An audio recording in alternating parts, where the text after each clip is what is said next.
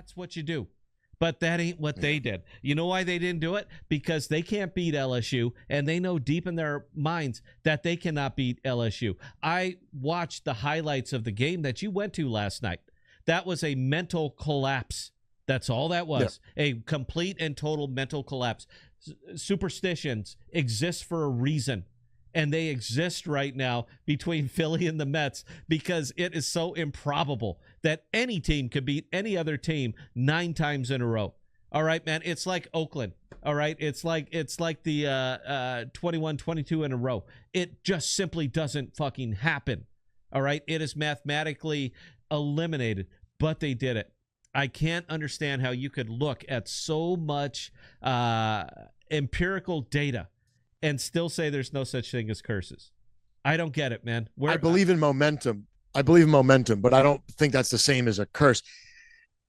I assume because it's the professional level, there's less of a mental factor, like the talent plays out on the field. And because baseball is just zillions of pitches and billions of games happening, you get these statistical outliers. And I see that as this, but there's a reason why home teams win more often than away teams. So I guess I wouldn't characterize it as a curse. I just think the Phillies suck against the Mets because something must trigger them about the stadium, the fans, the uniforms, the field. It's the curse. I'm sorry. We can go on. Because like, it's the curse. If you watch, like, the Mets have the best closer in baseball, who was given to us by the Mariners, by the way. And that's Diaz. Yeah. He throws the ball past Harper and Schwarber, 2 of the best hitters of all time, with ease every time. Yeah. I think baseball is about matchups. I think that it's just the way the Mets are composed the last couple of years.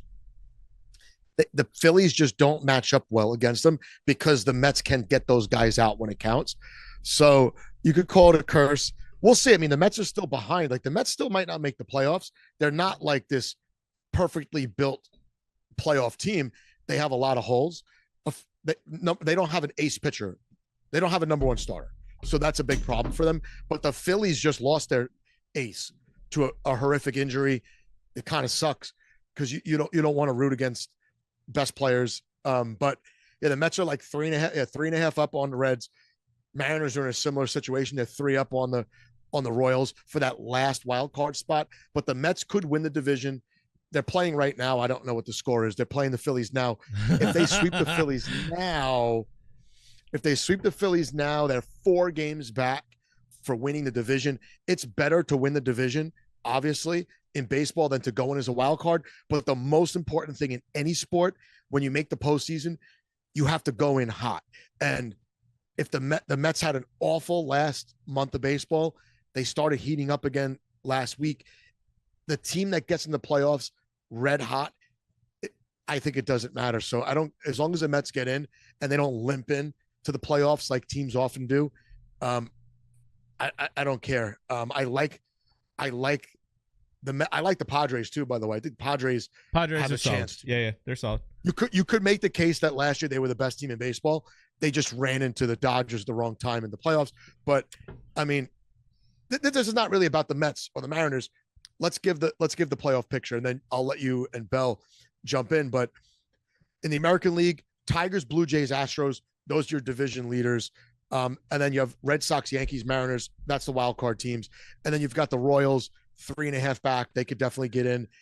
Rangers, Guardians, Tampa gets a little dicey there because they have to hurdle more teams. Yep. And sometimes it doesn't matter how many games back you are. It matters how many teams you have to hurdle to get in, because you need a lot of things to happen in your favor. In the National League, Brewers, I didn't see that coming. They're the best team in the National League. Phillies, Dodgers. Cubs have the same record as the Phillies, but they're in the Brewers division, so they're a wild card team. They're as far as I'm concerned, they're in. And then you got the Padres, Mets, and then it's the Reds, Cardinals. I don't think the Cardinals are very good. I'm surprised they're that close. Giants, all right. But it's basically what the playoff picture is right now in both leagues is probably going to be what it is at the end of the year. I don't know what you think about that. And I'm not gonna go off base on that one. I think you're just about right. The happiest moment I'll be is, or the happiest I will be, is if the Mariners edge in and the Yankees don't, because we're going to be doing this every week. And you and me both. Dude, I pity you for the things that I will say to you. And Bell's going to back me up on this. I'm very good at this, dude. I'm very good at winning the argument. I could easily come up here and just argue on. I'm a hater, man. That's the kind of fan I am. I'm a hater. Yep, I don't root for injuries or anything like that. But I think you're discounting. Bell, do me a favor real quick. Pull up the score. Pull up the box score right now of I don't want to see it. No, fuck yourself. We're going to do it because we're live and we're all going to enjoy this. Bell, pull up the score real quick. Just tell me what it is. And the fact that you're discounting curses, dude, it is a little bit shocking to me. My own. All right, maybe my own Arkansas Razorbacks. I'll give you some. I'll give ground. I'll give ground because there's a curse against the Mets that's been ongoing for decades, and that is, and you could use Grok or whatever to verify this. When the Mets play a team that's throwing a starting pitcher that's making their major league debut, it's a guaranteed 7 2/3, 4 hits, 1 run. Like pitchers that make their debut against the Mets. Let's go back 20 years. I bet you the Mets are way below 500. Yeah, because they don't have tape on them. They don't have any history on these guys. Well, the Mets are throwing a rookie tonight against the Phillies, so let's see it. Let me throw you a bit. I don't know the score, but Bell's about to tell us. But let me throw you a bigger one. Okay. Razorbacks were 31-1. All right, dude, this is unheard of in college baseball. They were 31-1 when they played LSU. 31-1. You got to admit, dude, this is a team that's hot, and they got swept by LSU. And I watched in Arkansas. So we're not even talking like, yeah, but they played in LSU. No, they didn't. All right, they played at Baum-Walker Stadium, and they got fucking swept. A team that is 31-1 is not lucky. All right, a team that is 31-1 is a good fucking team. In any sport. They played LSU and they got swept. All right, look, you're wrong. You're wrong. Curses are real. And Bell's about to tell us the score. And I don't care, man. It could be 8-2 Phillies right now, and they're going to lose this game.